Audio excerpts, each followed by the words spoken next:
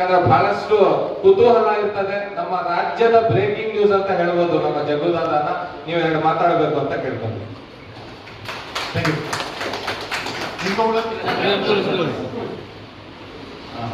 ಕಳೆದ 2010ರಲ್ಲಿ ಬಿಜೆಪಿ ಸರ್ಕಾರ ಇರ್ಬೇಕಾದ್ರೆ ಹೋಮ್ ಮಿನಿಸ್ಟರ್ ಆರ್ ಅಶೋಕ್ ಮೇಲೆ ನಾನು ಲಾಸ್ಟ್ ವರ್ಲ್ಡ್ ಆಗ್ಬೇಕಾದ್ರೆ ಹೋರಾಟ ಶುರು ಮಾಡಿದ್ದು, ಜೈಲಿಗೆ ಹಾಕಿದ್ರು. ಓಕೆ, ಸೊ ಏನೋ ಜನಗಳು ಒಳ್ಳೇದಾಗಲಿ ಅಂತ ಶುರು ಮಾಡಿದಂತ ಈ ಹೋರಾಟ ಕಳೆದ 16 ವರ್ಷಗಳಲ್ಲಿ ಒಂದು ಪಕ್ಷವನ್ನ ಇಟ್ಕೊಂಡು ಜನರ ಮುಂದೆ ಬರಬೇಕು ಅಂತ ನಮ್ಮೆಲ್ಲರಿಗೂ ಅನ್ನಿಸ್ತು. ಸೊ ಆ ನಿಟ್ಟಿನಲ್ಲಿ ಓಕೆ, ನಾನು ಮುಂಚೆ ಆಮ್ ಆದ್ಮಿ ಪಕ್ಷದಲ್ಲಿ 2020ರಿಂದ ಕೆಲಸ ಮಾಡಿದೆ, ರಾಜ್ಯವ್ಯಾಪಿ ಸಂಘಟನೆ ಮಾಡಿದೆ.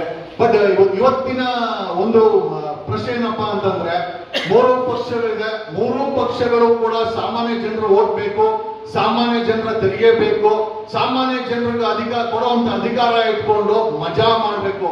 ಕಳೆದ 40 ವರ್ಷದ ರಾಜಕೀಯದಲ್ಲಿ, ಅದು ರಾಜ್ಯದಲ್ಲಾಗಿರ್ಬೋದು ದೇಶದಲ್ಲಾಗಿರ್ಬೋದು, ಮಾಫಿಯಾ ರಾಜಕಾರಣಿಗಳು ಇವತ್ತು ನಮ್ಮ ದೇಶವನ್ನ ರಾಜ್ಯವನ್ನ ಆಡಳಿತ ಮಾಡ್ತಾ ಇದ್ದಾರೆ.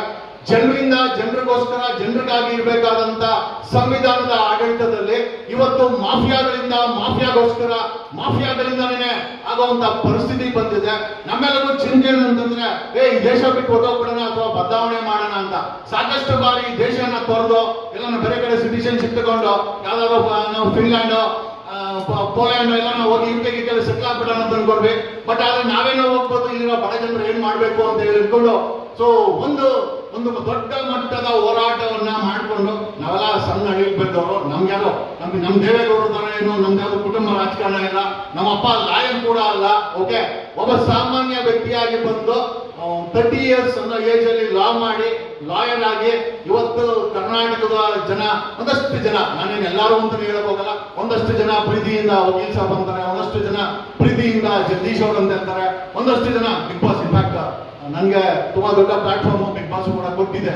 ಸೊ ಇಷ್ಟು ಕೊಟ್ಟಂತ ಒಂದು ಸಣ್ಣ ಹಳ್ಳಿಯಿಂದ ನನಗೆ ಗುರ್ತೇ ಇದ್ದಂತ 2010ರಲ್ಲಿ ಶುರು ಮಾಡಿದಂತ ಜರ್ನಿ ಇವತ್ತು 2026 ಕರ್ನಾಟಕದಲ್ಲಿ ಒಂದು 30,000 ಹಳ್ಳಿ ಇರ್ಬೋದು. ಒಂದು ಹಳ್ಳಿಗೆ ಹೋದ್ರೆ ಕನಿಷ್ಠ ನಮ್ಮ ಹೆಸರು ಹೇಳುವಂತ ನಮ್ಮ ಫ್ಯಾನ್ ಬೇಸ್ ಇದ್ದಾರೆ.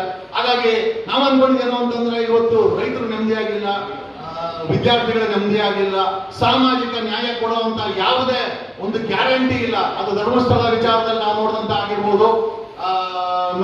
ಐ ಥಿಂಕ್ ಕಬ್ಬು ಬೆಳೆಗಾರರ ವಿಚಾರದಲ್ಲಿ 3 ಪಾರ್ಟಿಗಳು ಸಹ ಕಬ್ಬು ಬೆಳೆಗಾರರ ಪರವಾಗಿ ನಿಂತ್ಕೊಂಡಿಲ್ಲ. ಧಾರವಾಡದಲ್ಲಿ 3 ಲಕ್ಷ ಸರ್ಕಾರಿ ಹುದ್ದೆಗಳನ್ನ ಭರ್ತಿ ಮಾಡೋ ವಿಚಾರ ಆಗಿರ್ಬೋದು, ಅವರು ಪ್ರೊಟೆಸ್ಟ್ ಮಾಡಿ ನಿನ್ನೆ ಒಂದು 2-3 ದಿವಸ ಹಿಂದ್ಗಡೆ ಬೆಂಗಳೂರಲ್ಲಿ